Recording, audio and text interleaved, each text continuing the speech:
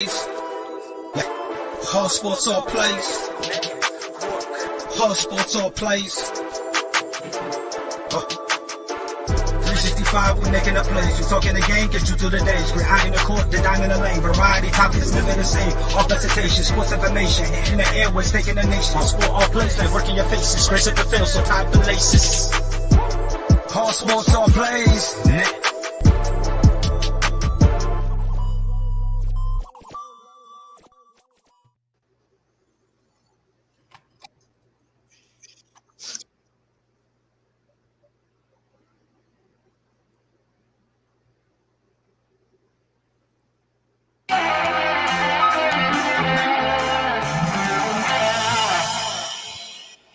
That went a little different than I. That's all right. We're gonna wait. Listen, guys, we're live. Hey, we're rolling with it, and yeah, it's okay. It's all good. It's all good. Hey, listen, welcome to another edition of Unscripted. It's amazing. Hey, no basketball tonight, folks. I'm sorry to tell you that.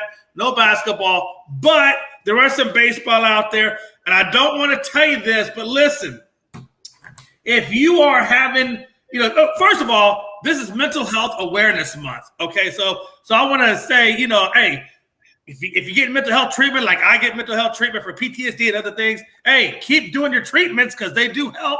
And if you are suffering from depression, please do not watch the Cincinnati Reds. It will not help you. It will not. Having said that about poor Gonzo's team, I'm going to give him the first shout out. Gonzo! What's up, baby? And not a whole lot. Glad ready to talk some sports. All it's on tonight's baseball. Other than AEW comes on here in about an hour. So no, today's Thursday. Today's Thursday. Yeah, I'm a day behind. Yeah, there isn't nothing on it right then. He just realized he has nothing to look forward to. This is horrible. I'll watch AEW because I missed it last night, so I'll watch it tonight. It was an all right show. We're not covering on the show tonight. But it is all right. Nothing too crazy. There's like maybe one or two matches to look out for. That boy Wardlow's getting big, though, I will say. As we move on to our always faithful partner in crime since day one, boy Logan Landers, 100 yards of football, all kinds of stuff we do together. What's up, my brother? What's going on? Jay, like you said, not much going on in sports tonight. There is baseball, but let's not forget, and we will bring this up in a future topic, the Stanley Cup playoffs are underway. There are 4 games on tonight. We got the Pittsburgh Penguins and the New York Rangers, the Florida Panthers and the Washington Capitals, the Nashville Predators and the Colorado Avalanche, and your team, Jay, the Dallas Stars against the Calgary Flames at 10 o'clock Eastern Standard Times. All those games are on TNT and TBS, so we can always just throw on some hockey. The Penguin and Rangers. That just started.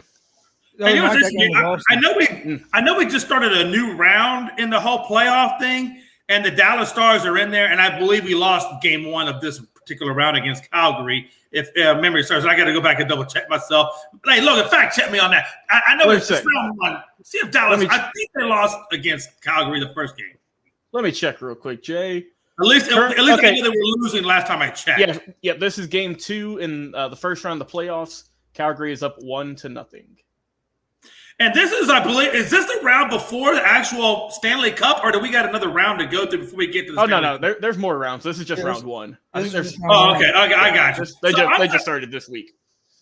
I'm not expecting a whole lot from Dallas, but man, Dallas, listen, man, the Cowboys, they've been struggling. I need, look, like I said, you're my hockey team because, quite honestly, Houston doesn't have a hockey team, so I'm going with obviously Dallas Stars on my hockey team. So Jay, I will say my new team, right, the team I picked in terms of how close they were to me, the Carolina Hurricanes, doing pretty well, up 2-0 in the series on the Boston Bruins. So far, so good. It feels like I'm picking the right team. Logan said he's killing have to get a shirt. I will get a shirt. So Logan's team is killing it. So I can officially become a team ambassador. Wait, now who's your team, Gonzo? Columbus. Blue Jackets. Okay. You guys are in it too as well, aren't you? Nope. Oh, shit. I think Frankie likes the Bruins. Gonzo. I hope I'm not depressing you anymore, Gonzo. I was about to say, I hope the Colts have a good season because all my other teams have sucked this year. The Colts will lift your spirits, I think. Pacers are terrible. Reds are terrible. I was about to say, poor what about guys. the WNBA? What about the Fever? Are they any good? The NBA WNBA Fever? They The first game's tomorrow. There you go. There we go, Jay. We'll throw that in there for a topic on Saturday. We'll talk about the WNBA. They did. Yeah, we're gonna have to dig something out to lift Gonzo's spirits, man. I know. We'll think of something, Chris.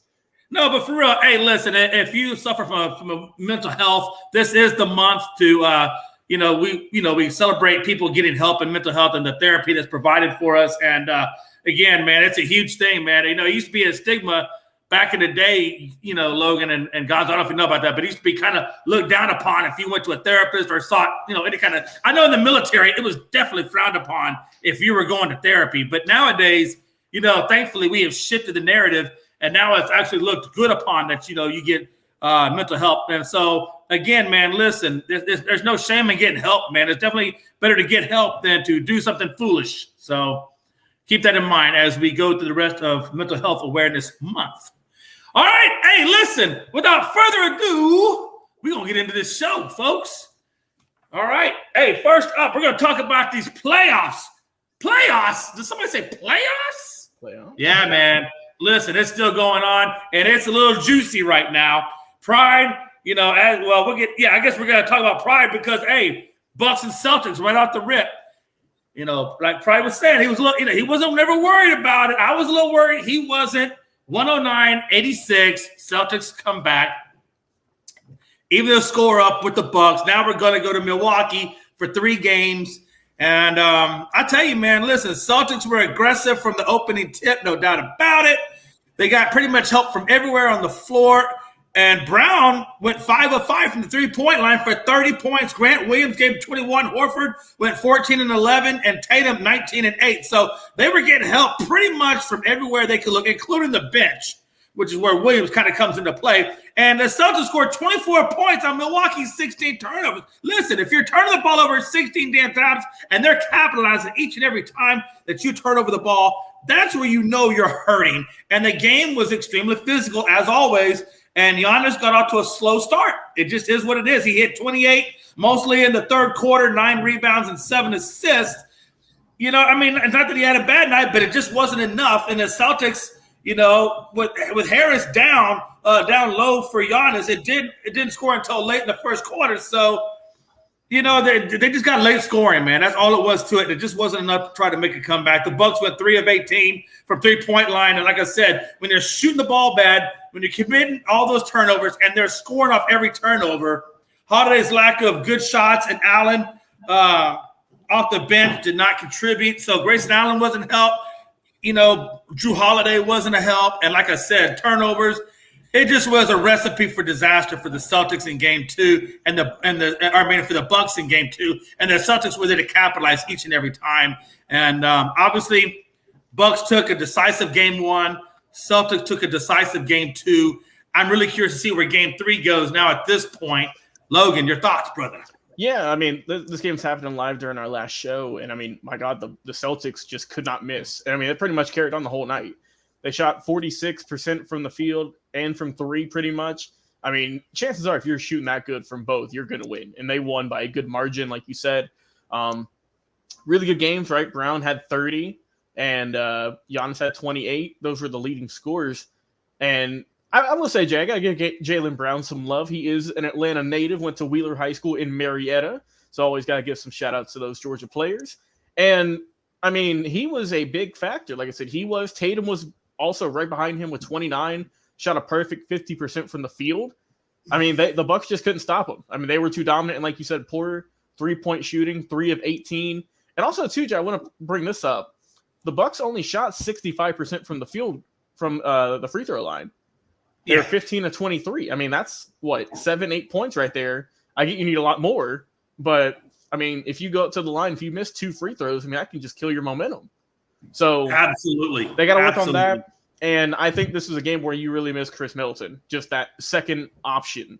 Because, like you said, in round 1, Grayson Allen did fine, but I'm not expecting him to step up every night. Number 2, right? I expect Holiday. I mean, I know Holiday's more of a defensive presence, but he's got to shoot better. No, absolutely. Gonzo, your thoughts, brother? I think that Game 3 is going to be somewhere in between Game 1 and 2. Game 1, the Bucks shot the ball real well, and the Celtics didn't shoot worth of crap. Game 2 was reversed. Celtics was hitting everything. Celtics was lights out all night. Bucks didn't shoot very well. So I think this next game you might see a little bit lower scoring game and a more competitive game because I don't think both teams are going to play that bad another game. So I think the next game's going to be a real good game. I'm excited. I still lean toward the Bucks. I think it's definitely going to probably be a 6 or 7 game series. I want it to be, man, because I mean.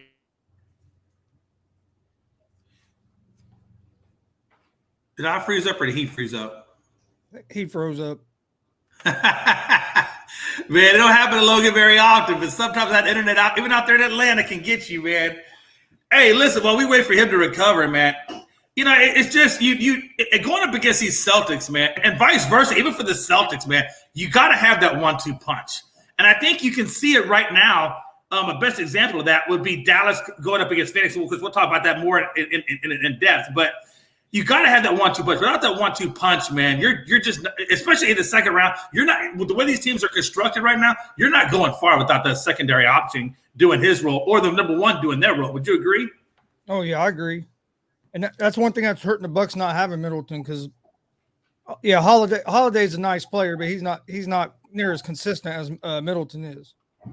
Oh, absolutely. Absolutely. And that's really where Drew Holiday – has to step up and so forth because he really is the number 2 or even the number 1 to Giannis. Well, yeah, he'd be number 2 because Giannis is obviously your number 1. But yeah, but hey, is it true that you're a Milwaukee Bucks fan now? That's what I heard yesterday. Oh God, no. We're not gone. We're not getting into that. We're going to be here for 30 minutes just on that. If Jay brings that up. We're not going to dive into those types of individuals that want to take things out of context. It's okay. We're leaving that one in the group chat. What's up? Logan, no, I was about to say, we get ready to move on to this Warrior Grizzlies. Did you want to say anything else to round out the Bucks Celtics? Yeah, just I hope this goes 6-7 games. I want this to be a really good series. Like you said, we had a back and forth games 1 and 2 in terms of wins and losses, in terms of good shooting, bad shooting. So hopefully game 3, like we all said, probably be a little bit lower scoring. They've seen more of each other now. So we get kind of getting to the nitty gritty of, okay, you faced them twice. You kind of know what their game plan is a little bit now.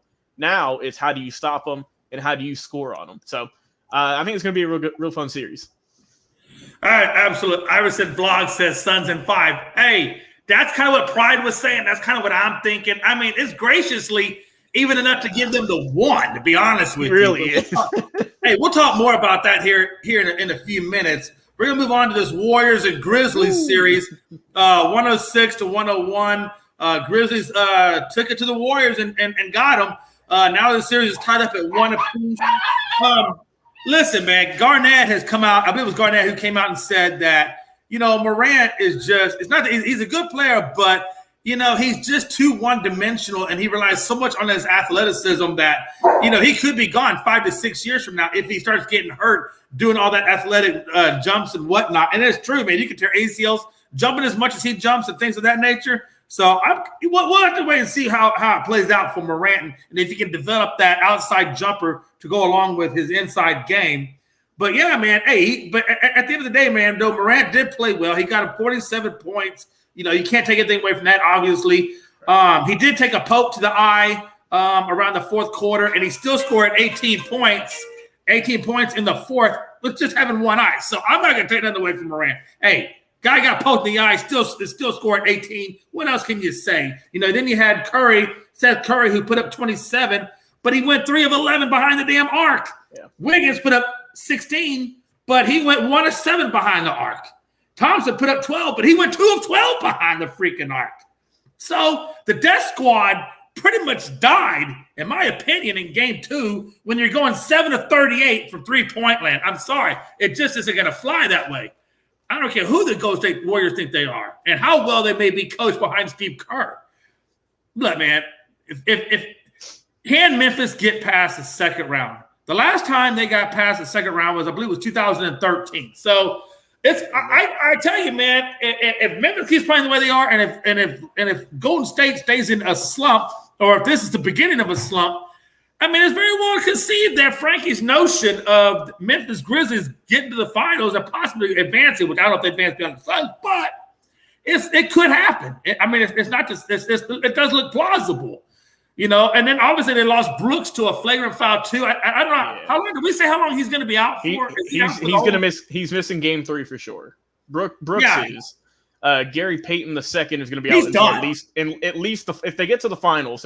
I think you said he might be back. I don't know how you come back with a broke elbow though, Logan. Yeah. A broke elbow. Yeah, I'm just saying I don't know what the heal time on a broke bone is, but usually that's really going to hurt Jay. That's really going to hurt them because he's one of their best. He's one of their best defenders. He's had a really good year. I know he's not the obviously he's not the point scorer, but he's one of those guys that'll do all the hard work for you. And just because of that flagrant foul, which it was a flagrant foul, obviously. If he broke his arm, I think that's pretty flagrant. Brooks is going to miss Game 3, so that's going to hurt him. I know he like I say, he didn't play. He played 3 minutes or whatever, so he wasn't even a factor in this game. So they're going to miss him. Because they need all they can get around Morant. Like you said, scoring 47, that's impressive. What's even more impressive, Jay, is he did it on 15 of 31 shooting. Right. That's just a tick under 50% from the field. 5 of 12 from 3 also, not bad. 12 of 13 from the free throw line. That's very solid to go along with 8 assists. Obviously this was his game. This was his to me, this was his breakout game. I know what you were saying earlier about Garnett criticizing him about his athleticism and whatnot, and I can understand that, but I think that's another topic for another day. This man scored almost 50 in the playoffs. That's true, man. And most importantly, against one of the better teams in the league. And most importantly, Jay, he got the win because you can score 50 and lose, and no one talks about it. Ask Doncic about that.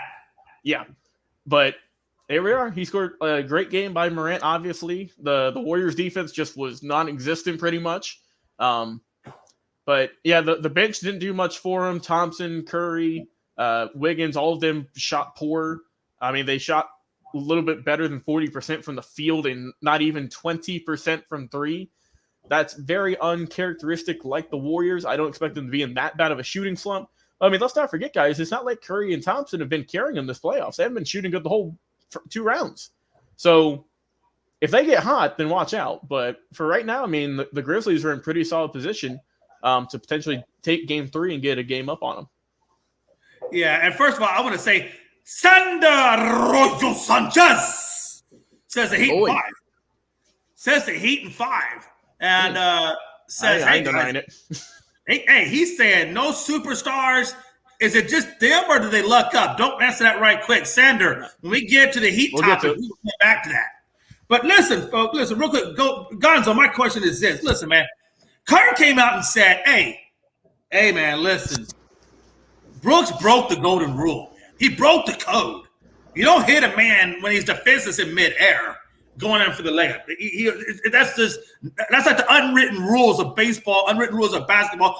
Kerr's screaming, basically, get the F out of here, get the fuck out of here, whatever. You broke the code, man. He's so pissed off he broke the code, which I kind of think he did. Honestly, it was a really dirty shot. It didn't need to happen. Come on, man. But here's the deal. Green got hit in the face, got some stitches. I was swollen by halftime.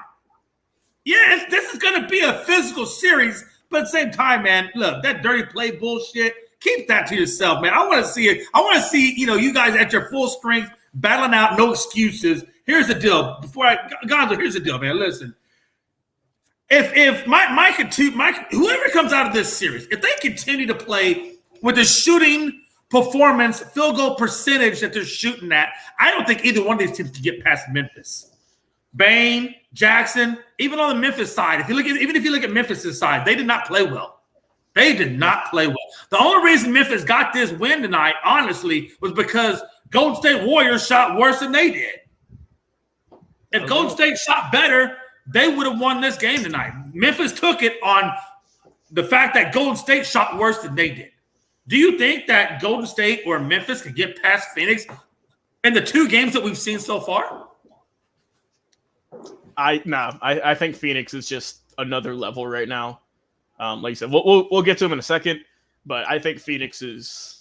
I like the Grizzlies team. They're a real scrappy team, and I feel like they could put up a good fight. And if you're the Warriors, obviously, if your main stars get hot shooting, they got a really good chance.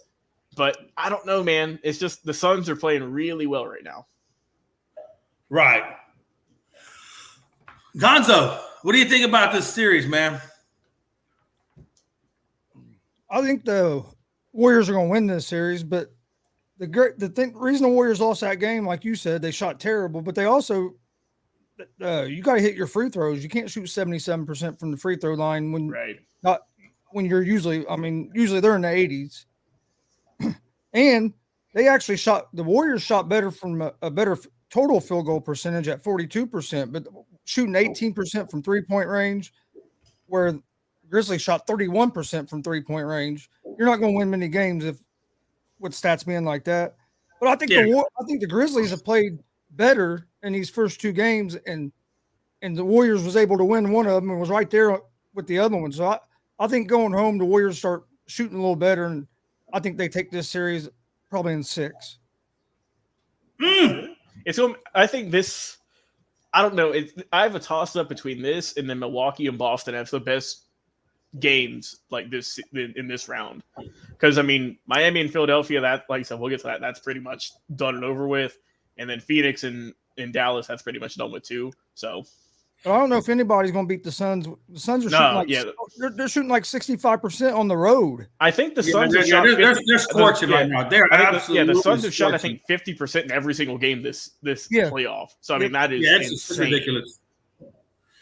All right, and by the way, hey, they just got Booker back too. So he's a little bit tired and rested after he got a few days off with that injury. So, and he didn't look like it's slowing him down too much. We'll get more back to that here. One more thing, though. One thing I do think that's going to suck is this next Warriors and Grizzly game. The referees are going to be whistle happy every time because of how quickly it's gotten last game. Absolutely. Going to be called. So you're going. I'm not going to like that because I like when they let them play. But given the last two injuries, they're going to be calling it just to keep control of the game. And it sucks, but they almost have to just to set the tone that, hey, listen, guys, be physical, but at the same time. Right. Come on. Don't be breaking bones here. Yeah, because Gary Payton's a big loss. Yeah. Yeah, that is a big loss. It's absolutely a big loss, especially on the defensive end of the stick. Miami-Philly. Miami's up 2-0. They took out the 76ers the other night, 119-103. Clearly, Philly, in the loss of Embiid, just does not have the size to deal with Miami down low, and it really is showing. And I really hope that he's able to play on Friday so that this season, or at least this series, can be competitive again, and we can get some good basketball play. Adebayo, he had 23, 7-11, not too bad. Butler put up 22 and 12. Oladipo, I got to be honest with you, man, the guy's playing really, really good. At 19 points. I think he's kind of becoming the third X factor guy for this team. Hero, 18 points, still playing well. A little bit under his normal 20 or 20 and 5, but otherwise playing well. Maxey, here's where it gets interesting for me, guys. Philly, we can talk about, Philly not having the big man down low, but we can't overlook the fact that Harden went 6 of 15 for a pedestrian 20. And I've said this before, you got to have a superstar version of Harden. If they want to compete against this team, even without Embiid, you really have to have a superstar effort. And right now, when Maxey is outperforming your superstar, and when Harris is putting up better numbers, 21 and so forth, it really does kind of hurt them. And, 2-0, Miami has won 18 times. 18 times that they've led 2-0, they've won the series. And going 0-2 for Toronto, 19 times has lost the series. So you can already see that, it's favoring Miami right now just on the odds alone. So Harden is going to have to do something that he has not done before, which is going to actually be appearing and not disappearing in the playoffs. Rivers basically said, hey, we have no bigs. But again, I understand you don't have a big, but you also have terrible shooting. So which is it? You know what I'm saying? They went 8 of 30 in game 2, and they've gone in 14 of 64 in this series. For crying out loud, man. That's 53s that you've missed in 2 games. Danny Green went 1 of 10 from the field. Miami got out-rebounded 44-30, or excuse me, Miami out-rebounded Philadelphia 44-34. So you're getting out rebounded, you're getting out shot, and you want to say that the only issue you have or the biggest issue you have is that you don't have a big. You got bigger issues than that guy. Gonzo, what are your thoughts? Yeah, I think I think the Sixers are in trouble. Even getting Embiid back, being down 2-0 against this Heat team, the way they play defense and the depth they have, I think it's going to be a tall task to try to get back in the series. And I don't know if Embiid will be able to play tomorrow because I know the report he's heard, out game 3. Is he out? I was going to say I figured he was going to be out because the report I heard yesterday was the first day he could actually use his phone because the light was still bothering him real bad. Oh.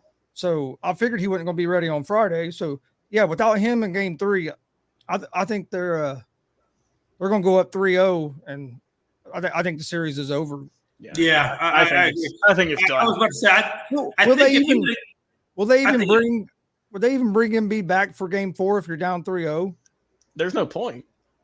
I don't think there's a point. Oh man, I don't know. I always say play your best player regardless. I don't know. Maybe you do how healthy is he going to come be? back next year. I mean, Chris, that's a good point. I didn't even know that thing about the phone. I mean, my God, if you can't. Oh yeah, I read that. I believe it was on ESPN today earlier in the article. Guys, if you can't look at your cell phone, there's no way you can play with a bunch of beaming lights right at you. Oh, I agree. Here's the deal. He's going to be playing with an eye patch pretty much. Yeah. But, yeah, I mean, it's pretty much the same narrative everyone's been talking about for years now. James Harden just does not have what it takes to be a playoff player, Jay. Yeah. He does not. I mean, he's like many great superstars in a lot of sports.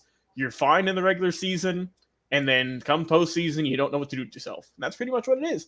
I mean, Maxi's probably their best player right now in terms of just hustle and playing. And Iverson bringing up a good comment there. He said Bam is shooting 90% when guarded by DeAndre Jordan. And for whatever reason, Doc Rivers just refuses to take him out of the lineup. I don't know why, but I mean, Jay, that also begs the question of, is this just another poor coaching effort by Doc Rivers by not making the adjustments? I mean, God, if you're shooting 90%, maybe put someone else on him or just don't play the guy at all. So I think this series is done for. I mean, Tyler Hero and Jimmy Butler and all them, they're doing their thing. They're looking good. Hero won 6th man of the year, so congrats to him. And I think the Heat got this locked down. I think they're going to be moving on. I'll go 5. I could see Philly winning one game. I mean, they are a good ball team, but you got to have Harden do a lot better, man, because he has just struggled throughout these 2 games. But yeah, I mean, definitely with Embiid being out for game 3, I think it goes 3-0 Miami. Yeah, so they played DeAndre Jordan 13 minutes, and that was it. 13 minutes on 6 points. He had 2 fouls, and then they brought in Reed, and Reed played the majority at 25 minutes, and he got 4 points and 2 fouls. So they did play. I mean, they brought in their other center, but they really just didn't have an answer for Adebayo, man. They just didn't have the answer. And I tell you, if they don't bring in Embiid in game 4, I think it goes 4-0 Miami's way. Yeah. Unless they could just, you know what I'm saying? But I think they bring in Embiid, maybe it goes 4-1. Yeah, I think we're all in agreement. We're going to have Miami winning this one in at least at minimum or maximum 5. Yeah. So yeah, without your MVP candidate, it's tough. And with Embiid kind of taking a dip this year, it's going to be even harder. So. With Embiid, even if he does play game 4, you don't know how healthy he's going to be. Yeah, how healthy he's going to be. Right. Is he going to feel like himself? And also, let's not forget, Chris. And that's why I think he's got a broken. It's almost like Pride was saying about Marcus Smart. If he is so much to say the word "ouch," I'm not playing him. And I think you got to be the same way with Embiid. If you look like you're going to do more harm than good putting him out there, then you're not going to put your franchise. I personally would I would just take my wounds and come back next year and live to play another day. Honestly. Sanders says, I strongly feel the winner of Boston-Milwaukee will rep the East in the finals. I could see it. Yeah, I really believe it. I've been saying that. Absolutely. All right. What's the next game we got, Jay? Yeah, so the last game we have of the evening to talk about, or the last series, I should say, is the Mavericks and Suns. Obviously, Suns are up 2-0, and the shellacking that they put on the Mavs, was horrible, 129 to 109. And honestly, I thought the Mavs probably could have pulled their starters out in the third quarter, and they still would have won that damn game, to be honest with you. Jason Kidd basically has come out and formally said, look, Doncic can't be the only guy showing up. I mean, Doncic I could have told you that game one of the season, Jay. I could have told you exactly. that. No, I get it, man. I get it. Trust me, I get it. I mean, like he said, you play Doncic 30 minutes a game, 35 minutes a game, and he's your only one scoring and doing something. I mean, the guy had a great line. He went 35 points, 13 to 22, 5 rebounds, 7 assists, 4 of 5 at the free throw line, and 5 of 10 at the 3-point line. So he's shooting, better part of over 50%. Pretty much at every spot you can shoot the ball. But even that is just not enough, especially when you get the production of, let's say, a Finney Smith, 2 points, 1 rebound, 1 assist.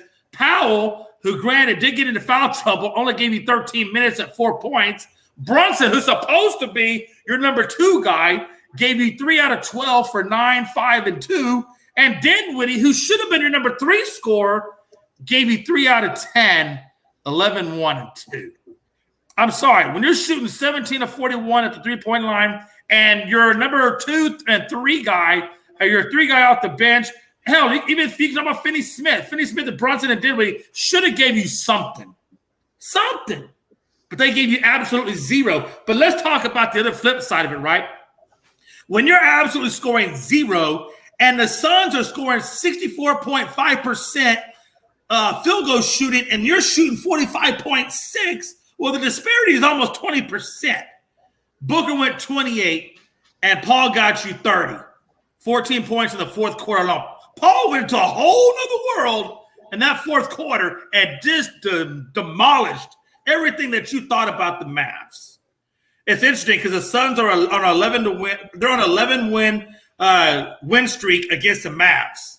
They've won 11. That's including the regular season. They've won 11 straight games against the Mavs. So if that tells you anything about what the rest of this series looks like, you can go ahead and put Phoenix in 4.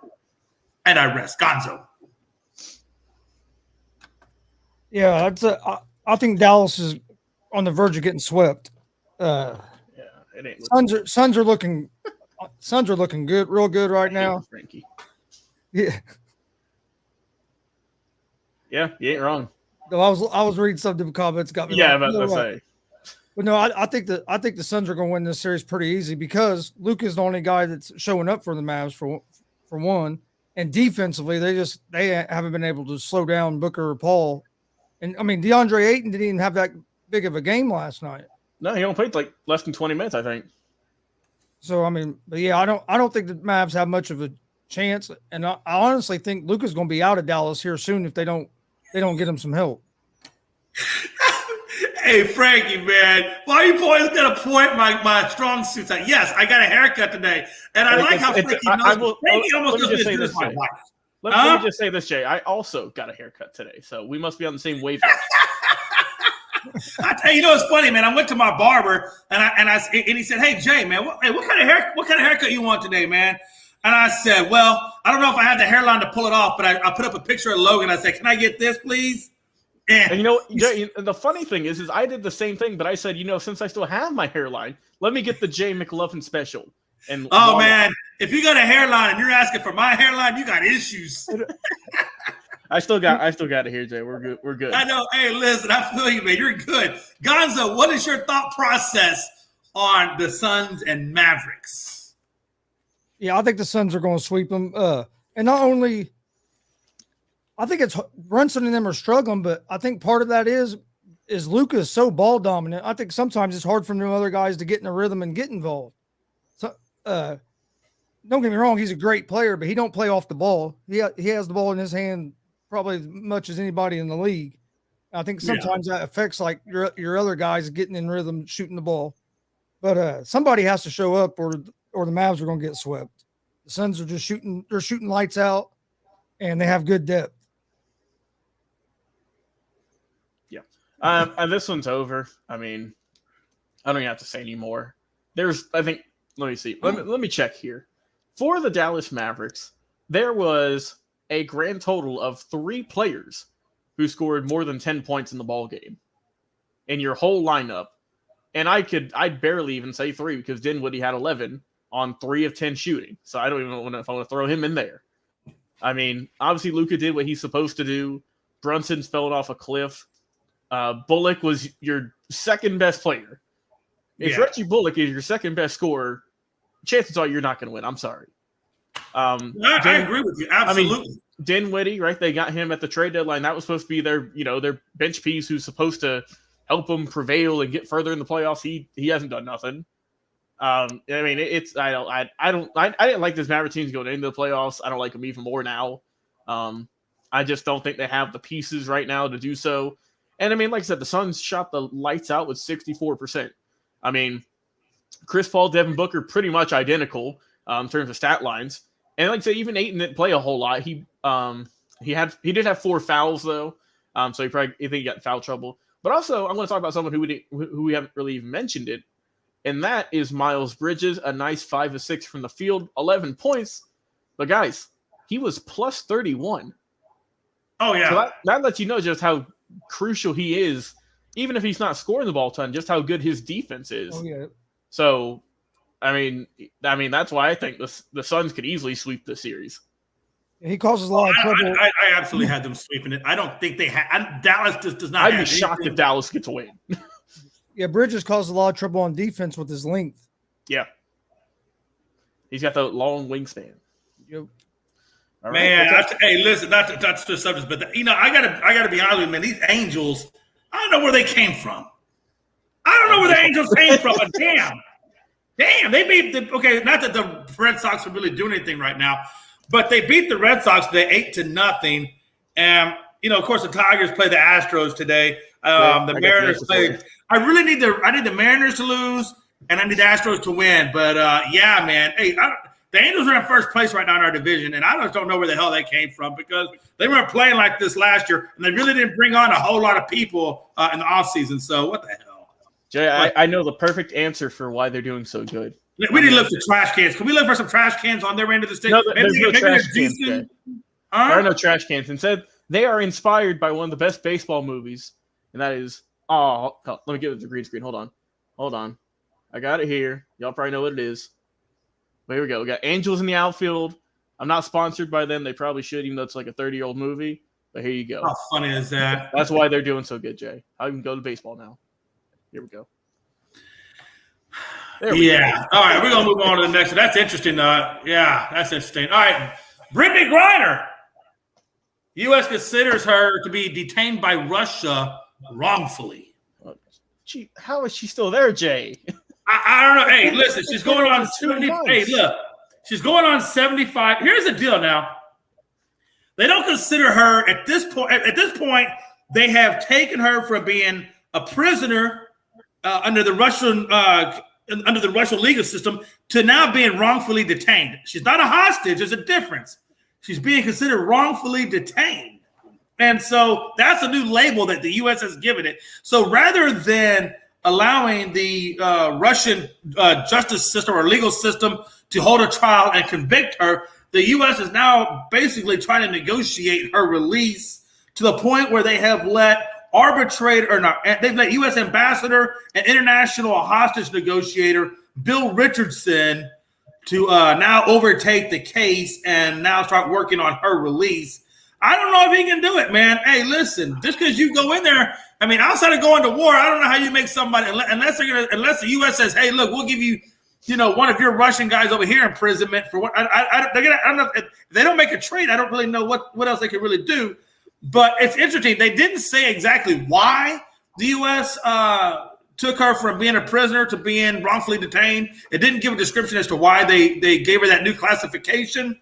So it leaves me to wonder, like, what's really going on behind the scenes and things of that nature. But the WNBA did come out and say that they're going to put BG 42 on all the courts in the WNBA in support of Brittany Griner. So 75 days right now in captivity in Russia. Gonzo, what's your thoughts on Brittany Griner? I don't understand how she's still there. I don't get it. I just don't get it. I mean, You had the one Ball brother get in trouble overseas, and he was out in a week. He was out in a week, and you're telling me we can't get Griner out. Well, where did he get? But the problem is where did he get overseas at? I think what country? Lithuania, maybe, if I'm not mistaken. That could be because I know he stole like a belt or something. Yeah, he was still. I think if he would have been in Russia or if he would have been in Ukraine, we would have saw him detained. I think Lithuania. I think he could still get out of town there. Hold on.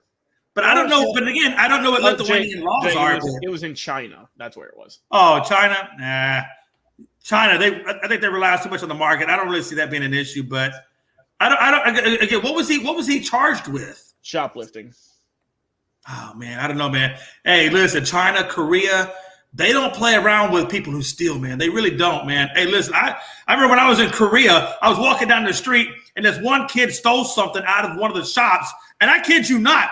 He ran past me. I think he stole underwear, but he ran past me, and a whole mob of Koreans ran past me. And when they caught up with that kid, oh, Lord, I ain't never seen anybody get beat down like that. And then they arrested him after they beat the crap out of him.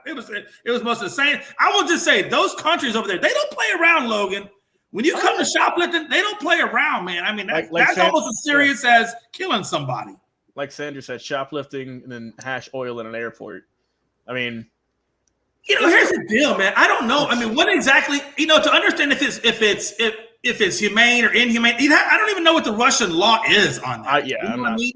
I ain't got no. And I don't. So it's hard for me to say whether or not it's wrongfully or not wrongfully. Obviously, given the situation of Russia and what they're doing in the Ukraine, that puts a lot of heightened sensitivity on it. I just don't know what their laws are to say if it's just or not just. I mean, for me in the U.S., I'm thinking, a little bit of hash, whatever, misdemeanor, give her a fine, let her go. But the problem with it is, Logan, is our laws are a lot more relaxed, truthfully, than Russia or China or Korea or Japan. Their laws are a lot more stricter. Now, I don't know, Logan. Maybe it's a political thing, right? I mean, it's easy to say, hey, it's a political thing with Russia. But in order to say that, you'd have to know what their laws are to say that, right? Yeah, you got a good point. Sanders said, not saying she deserves to be there still, but she should have known better about bringing drugs into an airport. I think it was just saying, man. Damn. If I'm not, I think it was Jay, and correct me if I'm wrong, but I believe it was the hash oil, which is or is not legal in the U.S. I'm not sure, in a vape cartridge, and they found it. But I mean, over 2 months. I get, I get if you do something, you get punished for it, but 2 months? Yeah. And I feel like this is still not being talked. I feel like we're talking about it more than other places, Jay.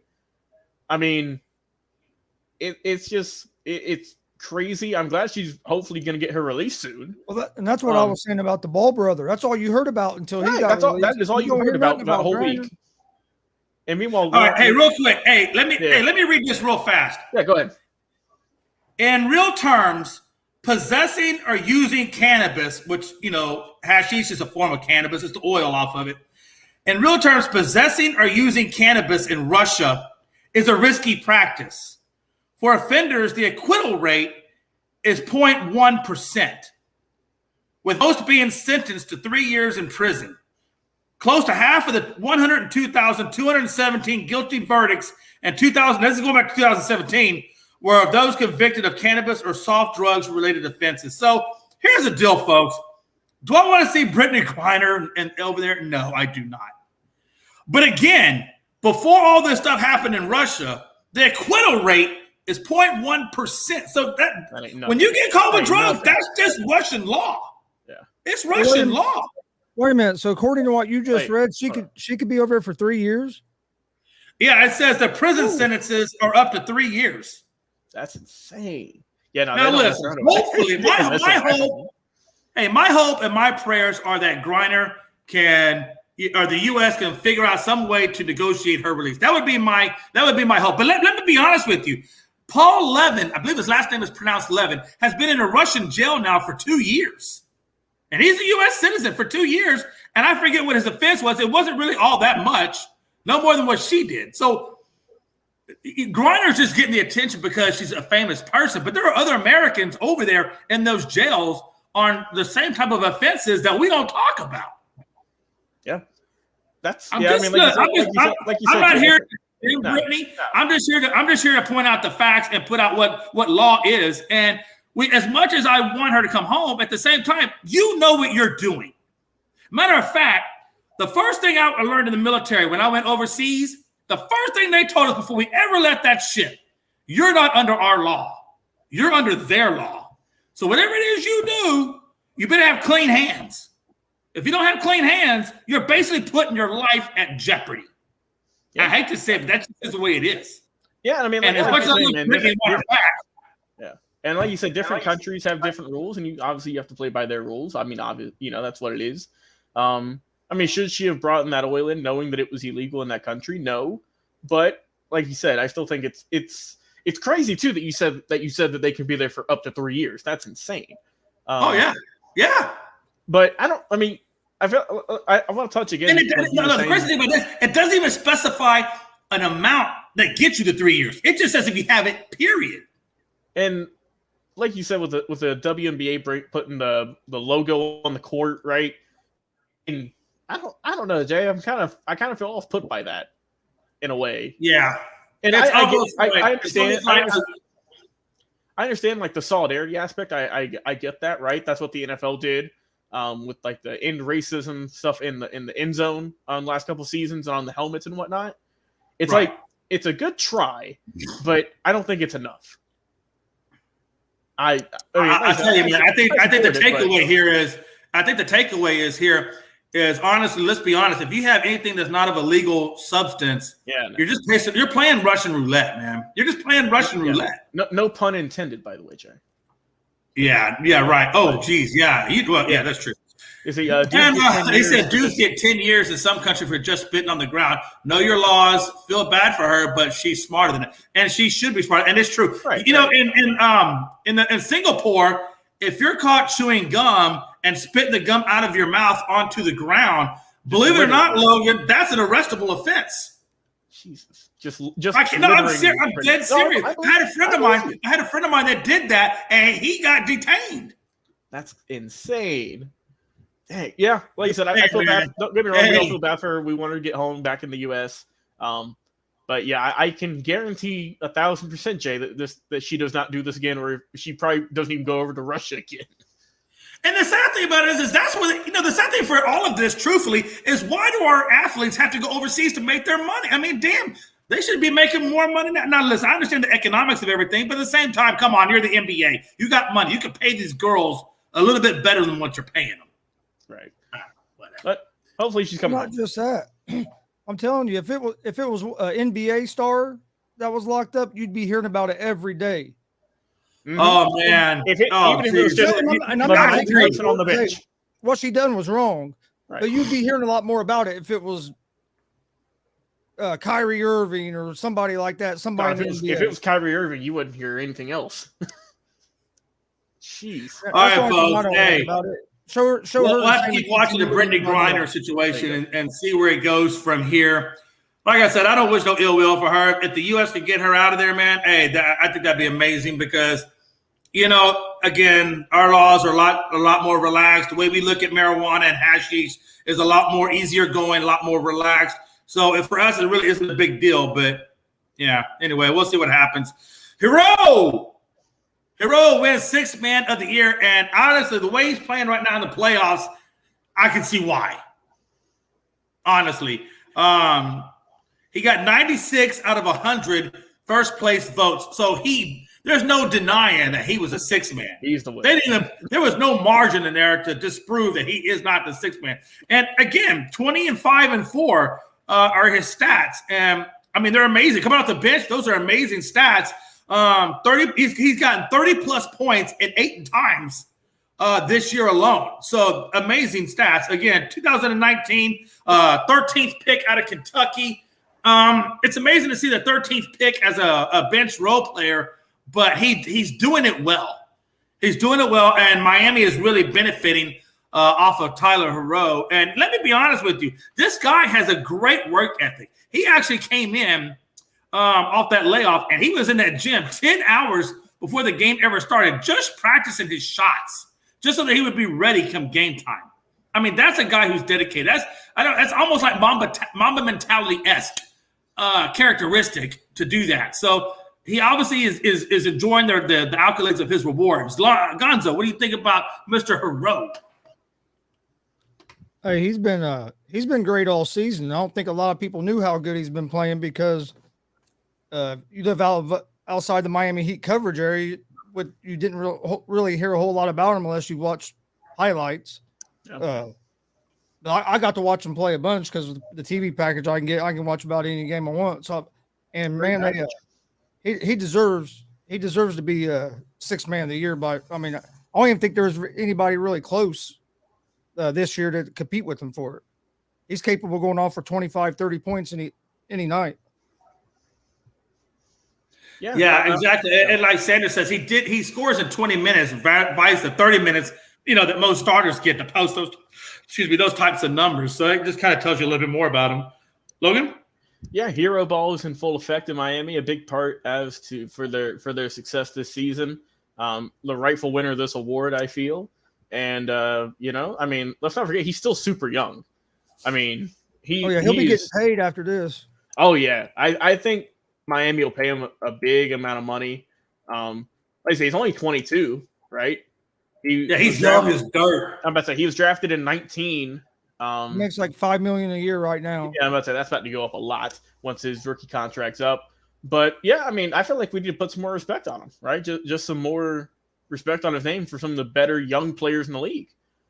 I mean, is it let me say this, Jay, and I'll let you ask. But is it crazy that we should put him up there with the Lukas and the Trae Youngs of the world in terms of the next kind of superstars potentially in the league? I mean, he's got an award. He's got something. Yeah, I mean, he's definitely taking steps, right? He's taking steps, right. And that was I guess that kind of falls in line with the question I have a little bit. Mm-hmm. You see what he's doing as a reservist. Do you think that either one or two things happens? Either A, he goes somewhere else and takes on and tries to get on as a starter role, or do you think he stays with Miami? And I mean, like for me, it's almost like, does he transition to a starter, or do you think he stays as a reservist? I feel that he's going to crack the starting rotation for Miami, and if he does good, then great, he'll be a starter. And if not, he could be the next Jamal Crawford of being one of the best bench players in the league. And there's nothing wrong with that. But like I say, he's still super young, and I feel that once he gets paid this offseason, I think he'll stay with Miami. I haven't seen really any other reports of him potentially going anywhere else. So I think he'll start in Miami next year. He'll get that big contract, and then we'll see what he can do with his next contract, see what he can do, and if he's the real deal or not. Yeah. Gonzo, did I hit you on this subject, or did you need to go on this one? Oh, I already went. Okay, I just want to make sure I didn't skip anybody. Yeah, man. For Miami, that's again, he's one of their key components to their championship drive. So we'll see how this goes from here. Moving on, we're going to talk about Mr. Tannehill now and his need for therapy. Passed up. There we go. So Mr. Tannehill, obviously, the comments that he made. Not his job to mentor Malik Willis. He can watch me and pick it up as he goes if he wants. Wow. So so Tannehill threw 3 interceptions in the playoffs, and that 19-16 loss to the Bengals. Too much to bear for him, he says. He's married. He has emotional scars from it. The pain is unreal, and so Ryan has been working with his therapist night and day to try to get out of the dark place in which he found himself, and he's having to work out of it. He says he wasn't sleeping, he wasn't eating well. It just was not sitting at all. So, he starts working out with his teammates, or tells his teammates to come up there. They start throwing the ball. He starts to come out of it. I guess now he's working his way back into rhythm and whatnot. He said trading Brown basically added to the stress that he was going through, and he did not like to see the trade of Brown, even though they went and got in Burks. Man, Tannehill, man, you think he's going to be okay going into this season? I'm curious. Worried. I'm a little worried. I'm worried too, Gonzo. Or actually, no, we're gonna go bottom up. Logan, Tannehill. I'm a little worried, Jay, because don't get me wrong, I am not knocking him for going to therapy. I applaud him for going to therapy and talking about all this. But I mean, it could affect his play on the field. It really could. But it's not just the fact that, like you said, the playoff loss is haunting him. Yeah. It's the fact that your best receiver is gone. It's the fact that they just drafted a new quarterback who's going to more than likely take your job sooner rather than later. I mean, Tannehill's not he's probably mid-30s. He's on the tail end of his career, safe to say.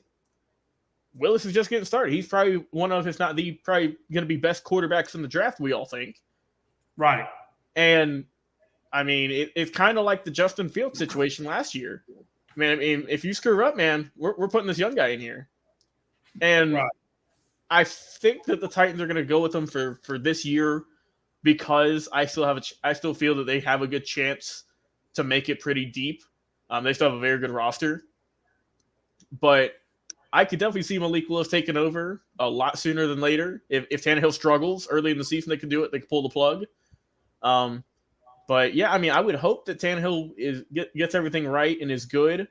And like Sanders said, this could maybe be the next Romo Prescott situation, which I'll let Jay speak on. But, I mean, yeah, it's just that inevitable passing of the torch. But like you said in the opening, Jay, he says that he's not a mentor to this young player, kind of giving him a cold shoulder a little bit. But, yeah, we'll see how they do. But I still like the Titans this year. I think they'll have a good season.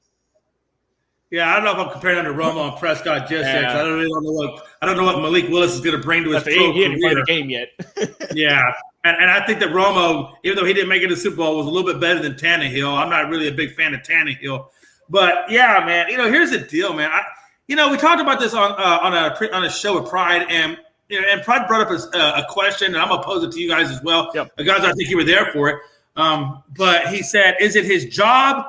Is it Tannehill's job to train Willis?" And my answer was, it's not his job unless it's in his contract. The only thing that's his job is what they specify in the contract. Now, should he help Willis as a good teammate? Yes. But as it his job, in my opinion, it's not his job. His job is just there to be the quarterback. Does anybody have a difference of opinion or want to speak on that?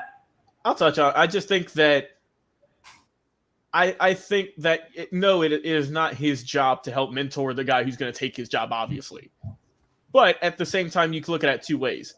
Either you can be supportive of this guy that you know he's going to take over for you and you're going to help him out as much as you can, or you can kind of be like Ryan's doing a little bit and just be like, you can figure it out on your own. I mean, right. He might have had to do that, and I mean, everyone learns eventually how to act and how to play in this league, but. If he isn't going to be the best buddy with him, that's not the first time this is ever going to happen.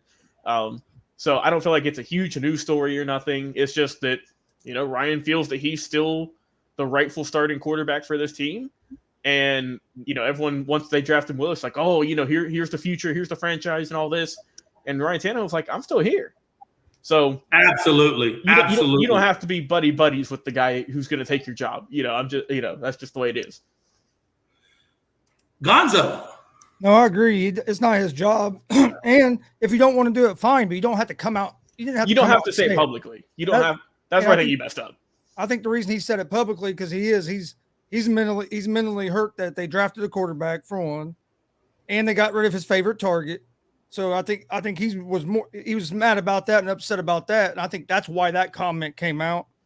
But I mean, if you look back, there's been a lot of quarterbacks say that that's not their job to mentor somebody. And I mean, look at Brett Favre with Aaron Rodgers when that first went on. It wasn't like Brady and Garoppolo were best friends. I mean, you're not always going to be real close to the guys trying to take your job, but you don't have to come out and tell the media that. That was the big being upset about everything that's happened. And that's why he came out and said that publicly. This wouldn't be an issue if he would have just not said anything, really. I mean, I'm just saying, and probably, you know what? Hey, here's the deal, Ryan. Here's what I was thinking. Ryan, you don't have to help him. But from a PR standpoint, and your PR guy should have told you this. You don't have nothing nice to say. Just don't say nothing. Leave it alone. Just say, nobody said you got to help him, but just don't speak it.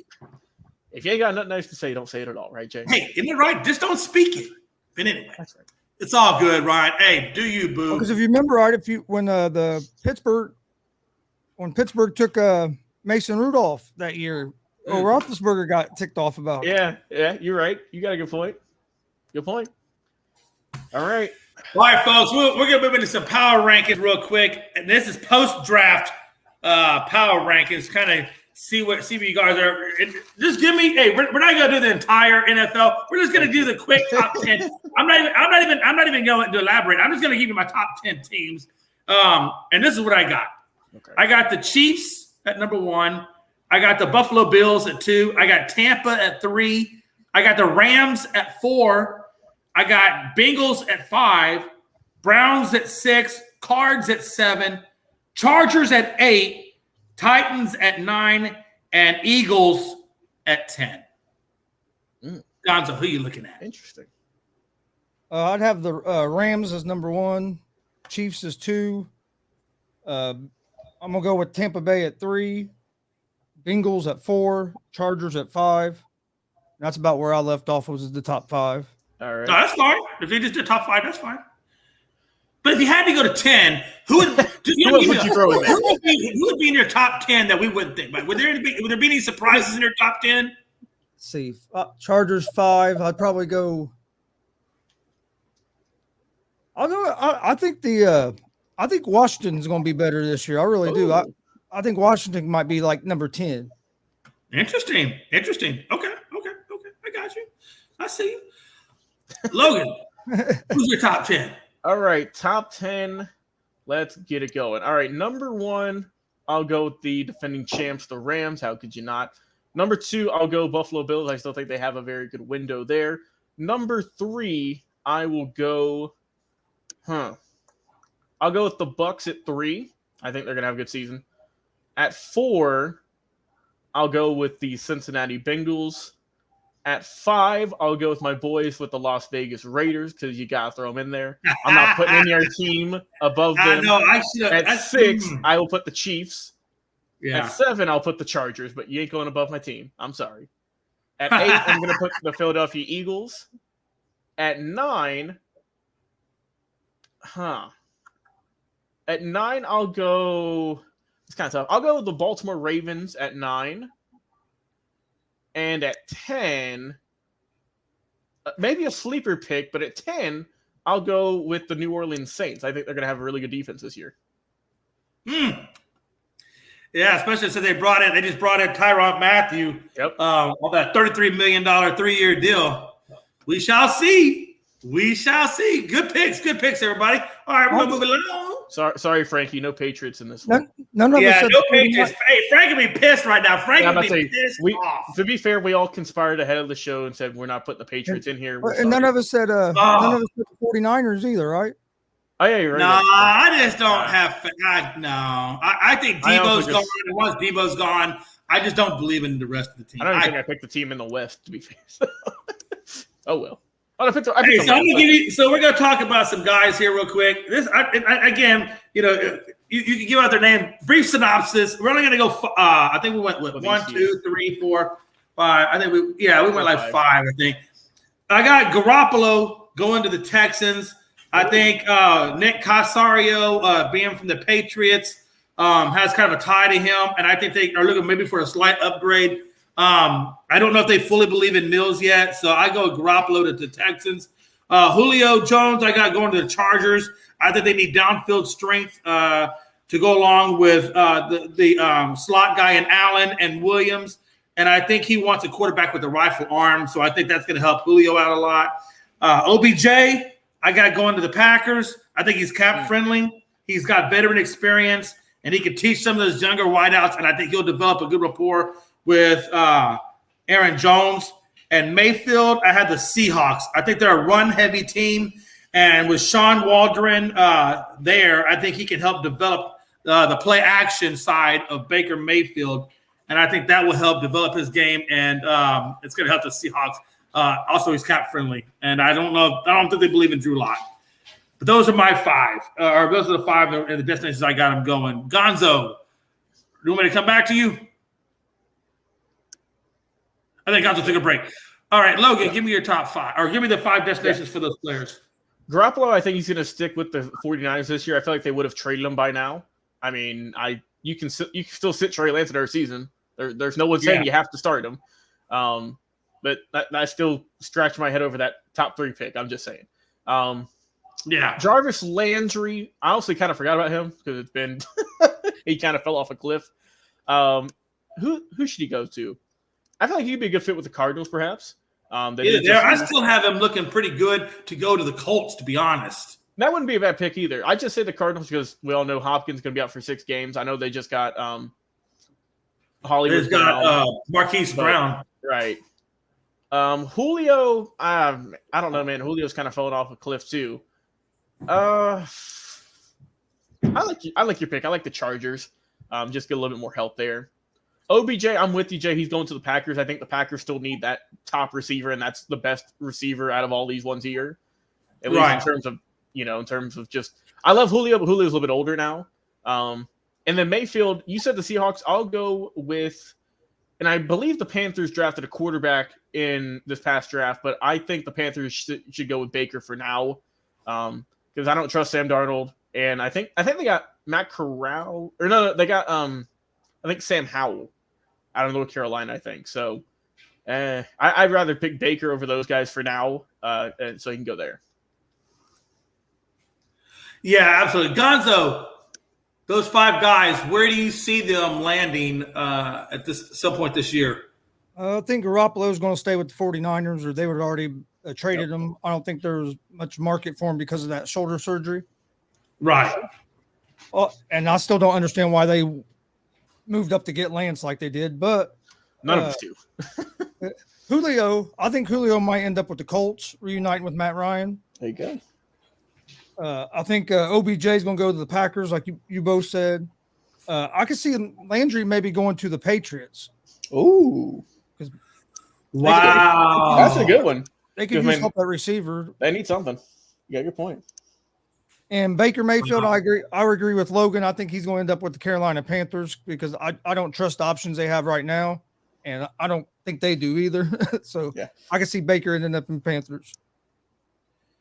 Wow, yeah, I mean, all good picks, all good destinations, man. It's going to be interesting to see how, as we get closer to the season or and things like that, what actually, unfolds. But yeah, I mean, good picks. All right, folks. Dusty Baker makes history. Hey, look, man, I'm proud of the man. He's been in the league for a long time, and if you're gonna break a record, I'd like to have him having the Astros uniform. Loud and proud, Dusty. Loud and proud, baby. Listen, first black manager to 2,000 wins, 12th man to do it overall. And he got it over the Mariners 4-0. I don't know if you're out there listening, Mickey Delaney, but eat this. Eat it, Mickey. Eat some humble pie, baby. Eat it. You're going to have to go to ASAP's sensitivity training after this. I kept it clean. That was a PG. I know. That was a PG version. I didn't even give you that. I was really thinking. I'm just ribbing you, brother. Oh, I know. It's all good. I'm just amped up right now. I done had a couple of monsters. It's all good. But no, listen. First win in 29, or he got his first win 29 years ago, April 6, 1993. I don't think y'all were born yet. I wasn't. No. Maybe Logan. I don't think Frankie was. No. I mean, Gonzo was born, obviously, but I don't know if you Frankie, were. Maybe. I'm not. No, maybe Frankie, potentially. Maybe Frankie. But he got the win over, he was with the Giants, and he got the win 2-1 over the Cardinals. The man's 72 damn years old, and he still looks pretty damn young. He's led 5. Logan, this is what I find to be amazing to me. He's led 5 and I got a question at the end of this for both of you. This is where I'm leading. Uh-huh. He's led 5 teams to the postseason. The only manager to lead 5 teams to the postseason. He won the AL pennant and the NL pennant. But unfortunately, he has not won the World Series. He's iconic for his toothpicks and his wristbands. Two things. 2 questions. First question is, do you think he will get a World Series before he finally hangs it up? And number 2, is he Hall of Fame worthy, even though he has not won a World Series, but he's done every damn thing else? I think, Jay, go ahead, Logan. I think, because he only signed a 1-year deal, it would not surprise me if he retires after the season. It really wouldn't. Yeah. He's in his 70s, for God's sake. So if if he wants to win one, this is the year. Is he a Hall of Famer? I still think so. Like you mentioned, he's only one of 12 coaches to get 2,000 plus wins. He's the only black manager to do so. He's won pennants in both divisions, which I don't know if that's ever been done by a coach before. I can't think of it off the top of my head. So I mean, he's got all the accolades. It's just he doesn't have the World Series. Right? He's got the wins. He's got the pennants. He's coached a bunch of great players. He's got he's a great manager. Say what it is. He's a great manager. And I think he makes the Hall of Fame. He should. I don't know how you don't put Dusty in the Hall of Fame, man. He won the AL and the NL pennant. You know how hard it is to win both pennants? That's got to be crazy. Even though he didn't get a World Series, that's still a pretty impressive feat. Oh, no, it really is. And also, too, Jay, I'm looking here at the top at MLB managers with in terms of wins, right? Like you mentioned, he's in the top 12 with 2001 wins. Yeah. Every manager except for him and Bruce Bochy are in the Hall of Fame. I think Bruce Bochy will get in because he's got those Hall of Fame rings. I think so too. I think you're right. And also in the top 15 in terms of wins, Casey Stengel and Bill McKinchney are in the Hall of Fame. So I think he'll get it. I really do. I hope he does. Yeah, he should. He's about to be, by the end of the season, he'll be top 10 because he'll pass Bochy. Bochy only has 2003. Leo DeRocher, who has 2008, he's top 10. And then Walter Alston has 2040. So he'll be, at the end of the year, he's definitely going to be top 8, top 9 in terms of all-time wins. So right. I think just that alone, he deserves to be in the Hall of Fame. And fun fact, let me see World Series 1. So everyone except for him, and fun fact, number 14, Gene Mach, who has 1,902 wins, he also does not have a World Series. Gene Mach is not in the Hall of Fame. So interesting. And that's kind of what I'm wondering. I'm wondering if not having the World Series title keeps him out. I don't think it does, but I hope it doesn't because I think he's earned it. I think he should be in. Yeah, they shouldn't hold that against him. And one other thing, he was also a 3-time National League Manager of the Year. That's true. He also won a World Series as a player. Yeah. He wasn't a bad player either. If you look at his stats, he's a good player. He was underrated. He was a Gold Glove winner. He was a Silver Slugger winner. He was a National League Championship Series MVP. So that shows you he had a lot to do on that team when they won the championship. Mm-hmm. Right. So I think with everything all put together, what Dusty Baker's done in baseball, he has over a 500 resume.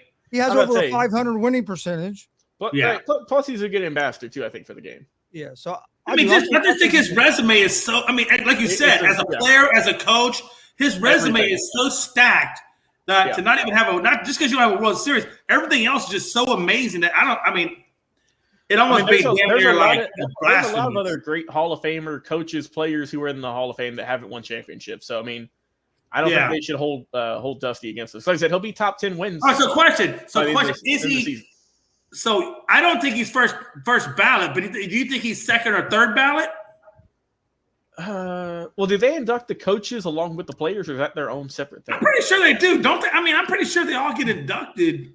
I don't know if first, or maybe ballot, I might be wrong. I'm not sure. Because I feel like maybe the Hall of Fame. Maybe the coaches get inducted with like the broadcasters and stuff. Maybe. I quit caring about the Hall of Fame after they didn't let Bonds and these other people in. I got you. And I still hold a grudge against them for not letting Pete Rose in the Hall of Fame. I will say, I know. I will say I went to the Hall of Fame probably 5 years ago. One of the best things I've ever seen in my life. Things friggin' amazing. Yeah, I want to go. I'd like to go there. I probably have 300 pictures on my phone of just all the memorabilia and plaques they have there. So it was a fun experience, and I hope we see a Dusty Baker jersey or a hat in there somewhere. Certainly a plaque. Hey, the only thing I can find on that is it says becoming a Hall of Famer facts. The only restriction is that a player and coach must have been retired at least 5 years before he can be considered. There is no mandatory requirement, though. So I think the players and coaches can go in on the same ticket. Well, there you go. I just the only requirement seems to be you have to be retired 5 years. All right, That's so interesting. it'll be a little bit. Interesting. All right, hey, last topic, folks. Last topic of the night. MLB ball controversy in the 2022 season. It has been said, folks, it's been said that there are 2 different balls right now being used in Major League Baseball. The first ball that they tried to mess with happened about 2010, and they basically were hyping up or juicing, as they call it, the baseballs. And that's when you saw all those big-time home runs and things like that going down. But then just before the 2021 season, MLB decided to deaden the ball so that so basically to restrict the amount of home runs that were being hit. That sucks. It does, man. It sucks. And the thing is a lot of pitchers in Major League Baseball are saying that because what they've done with the baseball and deadened it and things. So here's the deal. You got some pitchers that are saying, and I can tell you who they are. It was Arizona righties, Ian Kennedy. Arizona writers, Ian Kennedy came out and said, look, there are 2 types of baseballs floating around in the 2022 season. Some of them are rough and some of them are smooth. And the problem with it is affecting the way that the pitcher grips a baseball. So every time he gets a new baseball, he could be going from a smooth ball to a little bit more rougher ball. And it affects the way he grips it. It affects the way he controls it. And what's going on, and the problem with that is you're seeing a lot of control issues, and you're seeing a lot more hit batters because of it. Yeah, that's true. As a matter of fact, there are 30 NFL teams, there are 30 stadiums. Out of the 30 stadiums, only 10 stadiums have humidors that they keep their balls in to protect them from the humidity, to keep them from swelling and things like that. So that tells you that humidity is also another problem of it. But yeah, man. So apparently, though, the ball is not traveling the way it's supposed to travel because of the 2 different types of baseballs that they're using. And a lot of hitters are just not able to hit the ball completely out of the park. What would have been a home run in 2010 on that particular baseball is now, no, it ain't traveling out that way. Matter of fact, the average ball hit this year is only traveling 378 feet. Now, if you look at most ballparks, with the exception of Public Coors, Minute Maid, and a couple of other, most of those outfields are more than 378 feet. And that's the issue that Major League Baseball is, or I should say not that so much baseball is having, but that the players are having, not only from a hitter perspective, but from a pitching perspective, with having 2 types of baseballs in circulation in 2022. Logan, I'm going to go Gonzo. Gonzo, what do you think about having these 2 different types of baseballs? I don't personally like it. I think it should be 1 standard ball all the way across the board. What do you think? Yeah, it needs to be 1 ball all the way across the board. And they're going to get somebody hurt real bad with doing this because the pitchers are saying the ball don't feel the same coming out of their hand. And if you watch this season, you've seen a lot more, at least it seems like you're seeing a lot more guys get hit by pitches and a lot more getting hit up by the head. And you see a lot of breaking balls that are slipping out of pitchers' hands, even some fastballs. Something's going on with the baseballs because last year, all of a sudden, for some reason, they started cracking down on the pitchers using the stick them or whatever spider tack stuff. Right. And they're going to have to change something because you're going to end up getting one of these guys killed up there at the plate with a 100-mile fastball coming at their head. And I mean, look at the offense this year. I believe the balls have been dead. If you look at, I think the highest team's hitting like 265 as a team or something. That ain't nothing. Yeah. Most teams are hitting 220, 230. So I mean, you can definitely tell a difference in the way the ball's flying. And to your fact, Chris, I have some numbers here that if you're a non-believer, if you think, oh, these guys just can't hit yada yada yada, I have stats to prove that something's wrong with this ball. The current average in the entire league, gentlemen, is the lowest it has ever been, at a 232 batting average nationwide. And you see that, don't we? I know the Astros are seeing it, and a lot of other teams are seeing that. And then also, too, I was curious, in terms of hit by pitches, this year it's 0.42 per game, which is top 10. But also I find what's interesting is both the years 2020 and 2021 are also in that top 10.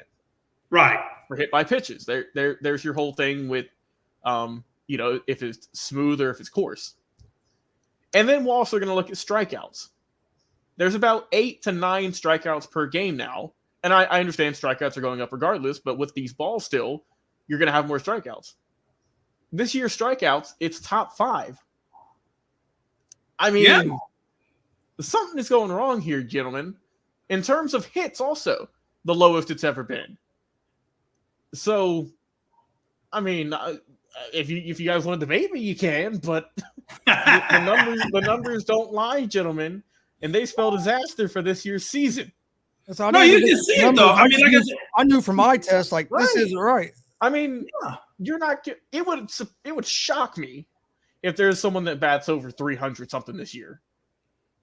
Because let's be honest, most teams nowadays they don't really go for a short ball; they're going for the long ball. I mean, home runs are. Let me check home runs real quick, Jay, and I'll let you know. I mean, yeah, home runs are still fine. It's about middle of the pack right now. But I mean, in recent years, it's the highest it's ever been. Even but can we say it's fair to say? Can we say it's fair to say that you will never see the home run, the single season home run record broke again because of the way the ball is? You won't see the single season home run record, Jay. But I mean, you see it every year in previous years, maybe not this year. The cumulative home runs being broken in terms of the whole entire 32 teams or whatever. Right. So I don't think we're going to see it this year, though. I just don't, just given the way they're designing the ball out, unless they change the baseball up at some point in time. With this current baseball, I don't think that single season, obviously now Barry Bonds, I think, holds it at 72. I don't think that ever gets touched. No, 762 never, I don't think that gets broken. I think the only current player or players who were on that list that still don't have a chance is Pujols and Cabrera. But I mean, obviously they're other than that, I can't think of anyone who's going to join even the 3,000 hit club. I don't know if there's who's going to join that. I mean, there's a lot of room. There's a lot of space between the two guys I just mentioned. And then, current players, which is, you're not going to see Aaron Judge on those hits list or anything. You're not going to see, a lot of guys just because there's more emphasis on power as opposed to hits. And there's a lot more strikeouts because everyone's throwing 98 and has a disgusting curveball. So interesting, yeah. All right, folks. Final thoughts, baby. Oh, wait, Gonzo, did I get you on this one? Yep. You good, Jay? I want to make sure I have a tendency to skip, so I got to make sure I get everybody in there. Final thoughts, man. Final thoughts. And this is where it's going to get fun, Logan. I got a couple of final thoughts. But anyway, I'm going to go last though because of it. Okay. Gonzo, my creme de la creme, my guy whose beard I can only get to in about 4 maybe 5 months if I put some Miracle Grow on my beard. What is up with final thoughts, baby? You had me on the beard until you went and shaved it. Man, I know. But don't worry. You know what they say? For every one beard that goes away, a badass megastar beard comes behind it. And that's what I'm grooming right now. A badass megastar beard. So don't worry. It's in the works.